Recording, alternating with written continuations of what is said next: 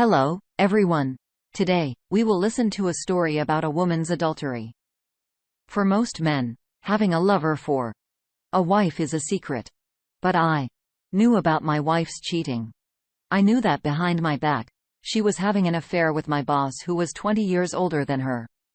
He would send me on business trips on purpose so that he could sleep with her in our house, in our bed. He himself was also married. To put me on my guard, he paid me well and regularly wrote me pretty decent bonuses.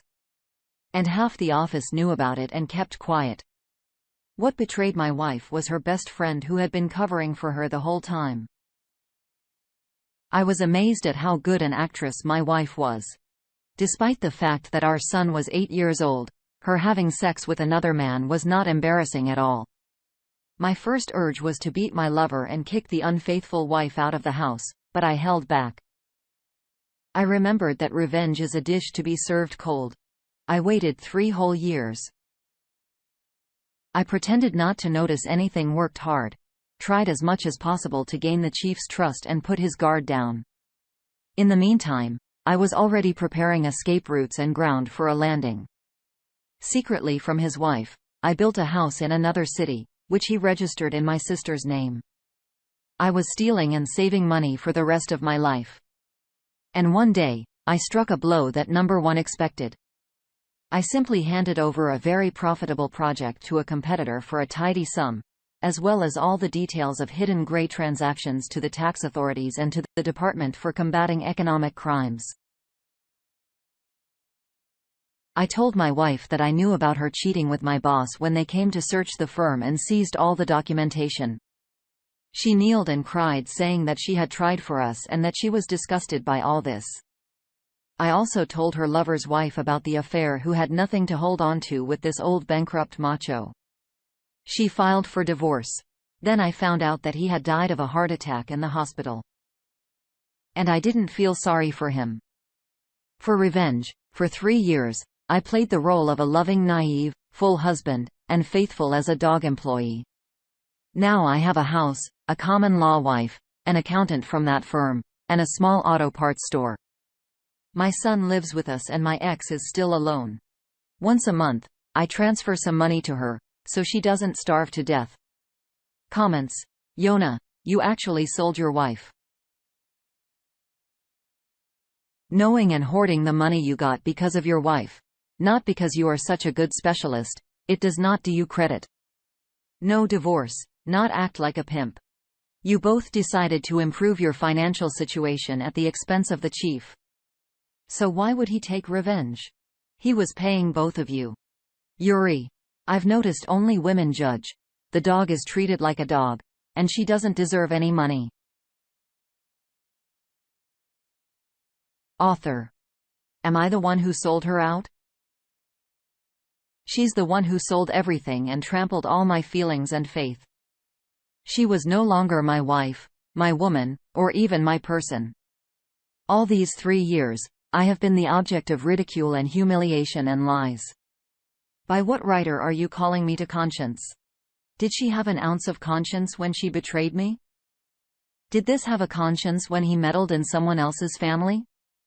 They think that because they have a lot of money, they are gods and can rule over the fate of other people, trample and humiliate other people, destroy families, and with no thought of impunity. No. Don't you dare approach me. I did what had to be done. So if I had punched him in the face and served at least 3 years in prison, who would have benefited from it? So if I left my wife, where would I go without money? For 3 years, I felt like a spy behind enemy lines. I knew there was a reward waiting for me at the end, and I wasn't wrong. Kara. Well done. Competently and accurately thought out, calculated and implemented everything. Respect Pect. Although the money should not have been transferred to the former, let her feed herself with her many skills. She is looking for a new sponsor. Lana. What are you giving her money for? Let her go to work, she is so quick to do both ours and yours. She did it in time. Don't worry. She won't be lost. And you are just a virtuoso who overturned them all. 2. I was once told such a story. There was a woman working in the canteen. Women on the women's staff often talked about their homes, their children, their families. Galina never told anyone anything. She just kept quiet. Another attraction was that always wore dresses below her knees and warm, dark cotton stockings. What was strange was that she never took her stockings off in the heat or even in the summer.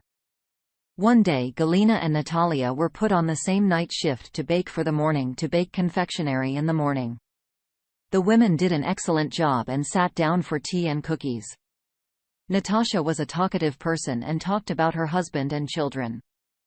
And one day, she asked Gali, "Do you have a family of children?" Galina raised her eyes full of tears, and after a few minutes later, she answered, "My husband died 3 years ago, and her son is gone." She thought about it. Natasha didn't interrupt. Natasha did not ask anything further. Maybe the person did not want to talk about the subject. And then Galina began her own story. She suddenly took off her stockings and Natasha saw a terrible sight. Her calves were torn out. There were terrible healed wounds. Natasha jerked with horror at what she saw. Putting her stockings back on, Galina said without embarrassment, "This son is his work. My son grew up to be a good bright boy. We brought him up. We spared no expense. He finished the institute, became a surgeon in the city of D.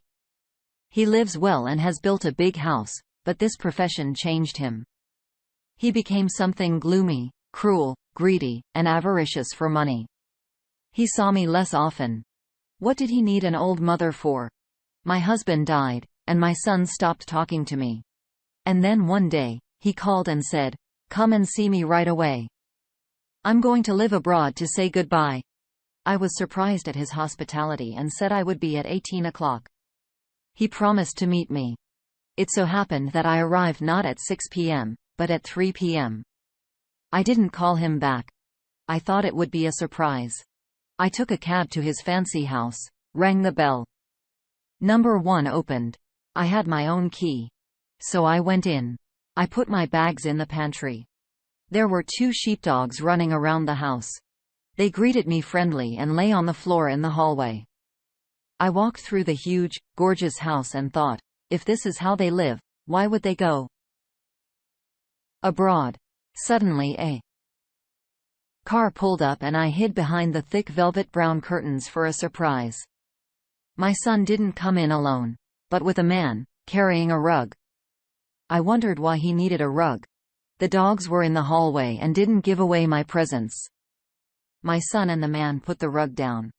My son pressed some kind of device and some complicated apparatus emerged from the table. I was standing behind the curtain, and for some reason I did not come out. They unwrapped the rug and there was a girl. I was numb. After putting the girl on the table, they hooked the machine to her and sucked out all the blood. The son said, "That's it. You'll take the body out tonight. Do you know where?" He looked at his watch and added, "My old lady will be here in a minute. We'll get the rest of the blood and you can hand over the arsenal." I was standing behind the curtain with my hands over my mouth, afraid to make a move. My son pushed the button. The table parted, and they threw the corpse into the table hid somewhere and they pulled out a cognac and drank another shot. "It's time. Let's go to the train station," said the son, and they quickly got out. The car drove off. I was shaking with fright. How could I give birth to such a monster? I went to the exit. I wanted only to run away from the fearful house. The dog suddenly became angry and did not let me to the door. I sat down on the sofa standing by the door and began to move quietly towards the door. When it was already quite close, I rushed towards it. The dogs grabbed both my legs, but I managed to get away and shut the door. They roared like animals, and I ran down the street, shocked with pain and fear. Having torn pieces of cloth from a combination, I tied my legs. And when wriggling in pain to my friend, she greeted me with horror, washed the wounds, went to the hospital. The wounds were treated and stitched up. I was questioned. She said that a dog had bitten me in the street. I received shots for tetanus and was hospitalized for a week. Instead of a week, I was hospitalized for 3. A friend came to visit me, then sent me home. My son went abroad. I never saw or heard from him again. I didn't report him to the police, my son, after all. Although he was not going to spare me. I changed my place of residence, and now I live as a homeless person without clan or tribe. What do you think, Natasha? You should have reported the bastard. Natasha sat up and did not know what to say. She felt uncomfortable with everything she had heard last night.